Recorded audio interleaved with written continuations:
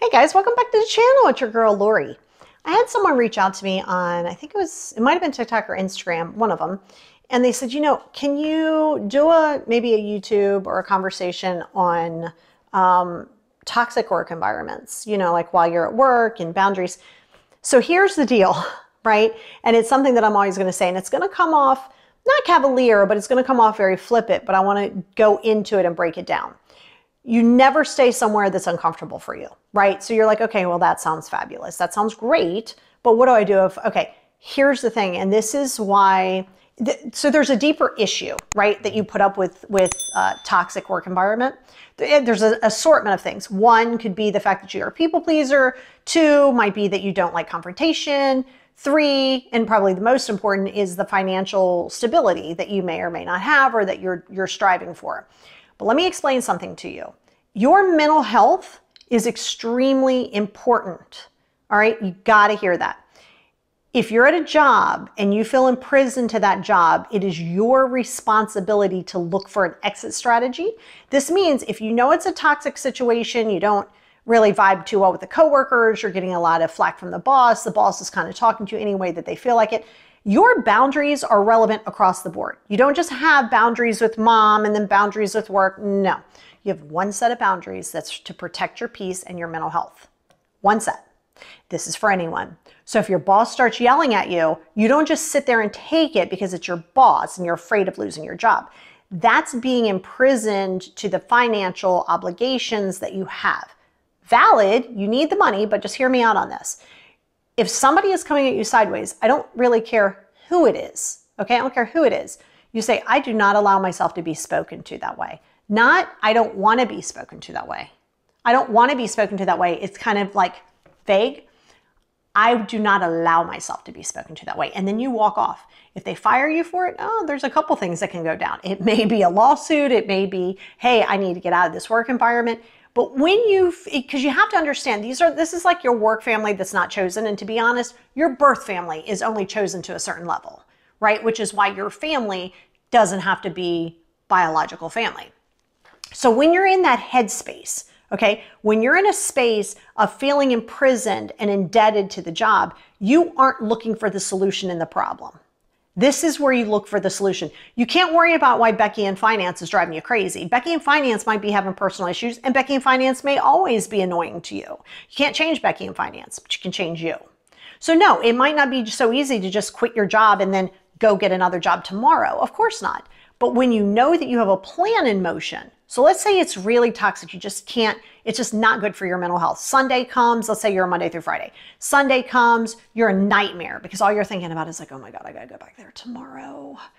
Now, not only have you lost your Monday through Friday, you've now lost your Sunday, and in some cases the entire weekend, because you're thinking about you getting yelled at by your boss on Friday and how you got a meeting with him on Monday, and Saturday and Sunday is filled with stress. That is not healthy. I don't care who you are, how much money you're making.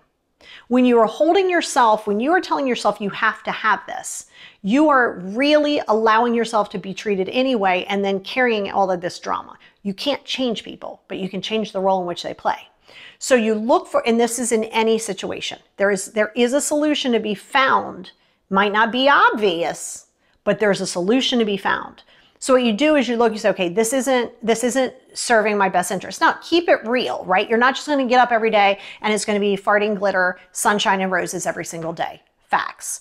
But if it is really stressing you out and you are afraid to use your voice, there's a deeper issue there. Has nothing to do with work, right? No one should ever hold the power over you to feel as though you need to take something any way that somebody's going to dish it to you and you're just going to be okay with it. Hard pass. Okay. So what you do is in that situation, instead of just going, oh my God, I have to put up with this. You don't, right? So you level set your boundaries. If somebody is not going to like you at work because you say, I don't allow myself to be spoken to that way, okay, don't like me. If it's your boss and you feel like somebody's out to get you, before you go into a spiral and try to people please, look at what the solution is. Okay, what do I need to do for my resume? I need to put my resume back out there. I don't care if you don't like change. You have two choices to choose from. Stay in that position and just wish things to be different, or you take the risk, you get uncomfortable, and you make the change. It could be a slow process, but it's easier to deal in a toxic work environment knowing that you're looking for the solution and the problem that you are in control of. So when you're dealing in a toxic work environment, analyze it. Is it you? Is it your expectations? Because it isn't always the other person. Maybe you are the toxic person in the work environment. It's okay. What are your expectations? Because if you get yourself all in a panties in an uproar because you feel like you're taking on everybody else's stuff and nobody's doing their job, again, you don't get to change Becky in finance. Right? But keep in mind, this can be anywhere you are. So the grass also isn't always greener. If it's disrespectful, if it's really bad for your mental health, absolutely it's time to bail. Like, let's make it happen. Look for the solution, get a different job, then you exit this job, right? There's a strategy. But knowing that you were exiting will make everything else easier to tolerate. Now, let's say you just feel like you do all the work. Well, that's on you. That's on you. Because you are taking on more. Yes, be a team player. Yes, do the work. Do all of those things that, that you want to show your work ethic. You don't got to prove yourself to anybody though. So keep in mind that some of the toxicity in the work environment is the expectations that you're carrying in the work environment. If it's toxic to the point where it's really bothering your mental health, because if somebody is just short and curt with you and you get your feelings hurt, that's for you to process. Everybody doesn't have to make your feelings lighter at work just so you're okay with it. That's some insecurity that you have to deal with. So you want to analyze the toxic work environment. Say, what is it why do I feel like I'm getting railroaded, but Becky just got a promotion? That's for you to deal with. That could be at any job. Just because you jump ship in a relationship or anything else doesn't mean that the grass is always that shiny green on the other side. It could just be the sun shining on the brown grass. Okay? So you want to be careful of that. But if in fact that work environment is literally tearing you down and you feel, because feelings aren't facts, there never will be and never have been. If you feel as though you just really can't do it and all you worry about is that, then yes, it's time to look for the solution, look for another job.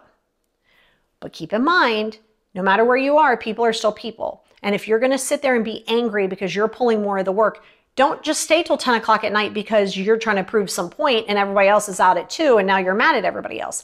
No, that's your responsibility to stand in your ground. It's kind of like this.